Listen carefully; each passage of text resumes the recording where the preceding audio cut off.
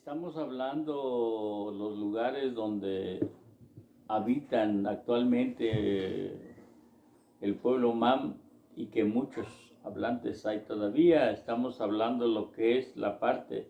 Aquí yo podría decir que todo Unión Juárez, lo que es el municipio de Unión Juárez. Tenemos a Chiquihuite, Santa Teresa, los Alpes, San Rafael, Talquián, Desenlace, en donde encontramos hablantes de la lengua. Y en la parte costa, o lo que es el municipio de Cacahuatán y Tapachula, estamos hablando del San Vicente, Progreso, El Águila, Platanar, Benito Juárez El Plan, Bellavista y hasta Agua Caliente, donde todavía están el pueblo Mam y que hay muchos hablantes todavía. Ya en la parte alta de Tapachula tenemos ahí Chespal, Chanjalé, Pavencul, Toquián Grande y otros ejidos más, toda la parte alta. Y el municipio de Tuzantán, está en la parte alta de Tuzantán, ahí está ubicado el pueblo Mam, como en la parte de Mazatán. Ya por la parte sierra, ahí está Porvenir, está La Grandeza, Bellavista, Ciciltepec. En esos municipios hay muchos hablantes todavía. Bejucal de Ocampo, allá están los hermanos del pueblo Mam. Y la parte de Comalapa, la parte oriente y la parte norte. Y como la parte poniente hay muchos hablantes que ya se regaron por ese rumbo. Y ahí están establecidos todavía el pueblo Mam. En el caso mío yo no pude tener ese estudio y por eso mantengo mi lengua. Mucha gente olvidó su lengua, olvidó su cultura, pero yo recuerdo a mi madre que ella, a través de las amenazas de las autoridades, de los celadores en esa época, que lo evitaban y le decían que se quitara el corte, ella nunca se cambió de corte.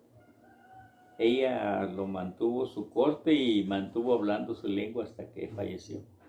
Entonces, a través de lo que ella hablaba, yo aprendí a hablar la lengua.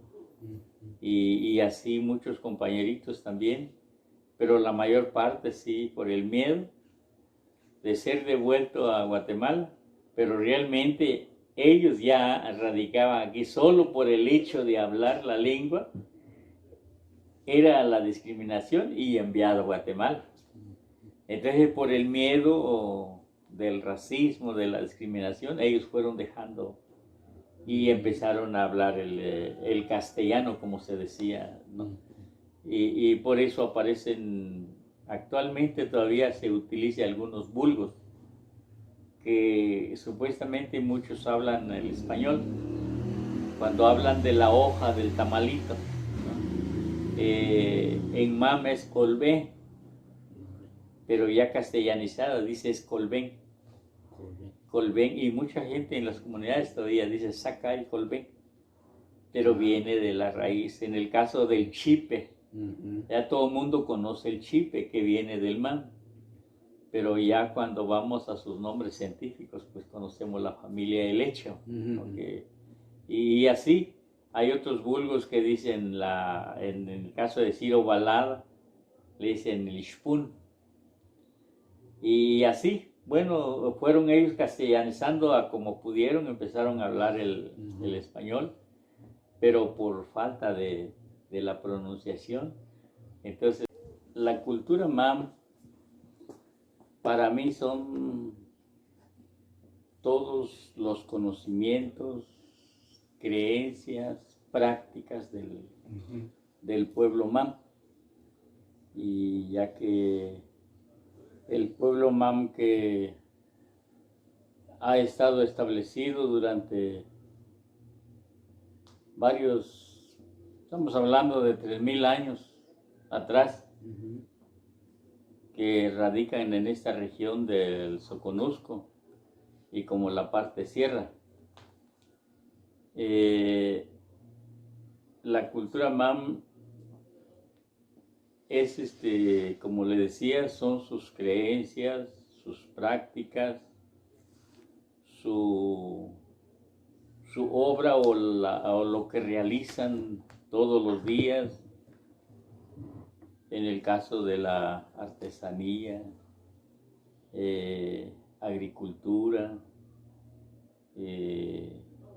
su gastronomía, donde abarca todo lo que es la cultura Mam y que se ha venido practicando. Y por cierto, últimamente ha bajado mucho porque casi los mismos hablantes, uno que dejaron hablar sus lenguas y otros que dejaron también sus prácticas, sus creencias, pero la mayoría de pobladores de aquí, lo que es del municipio de Unión Juárez, pues todos son de los pueblos originarios.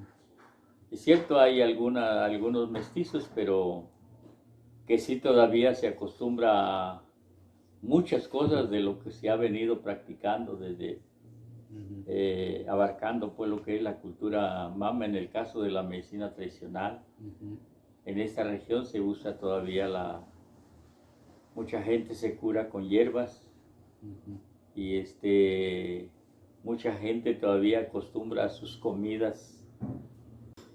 Claro que el territorio Mam antes de la colonización era un solo territorio que abarca hasta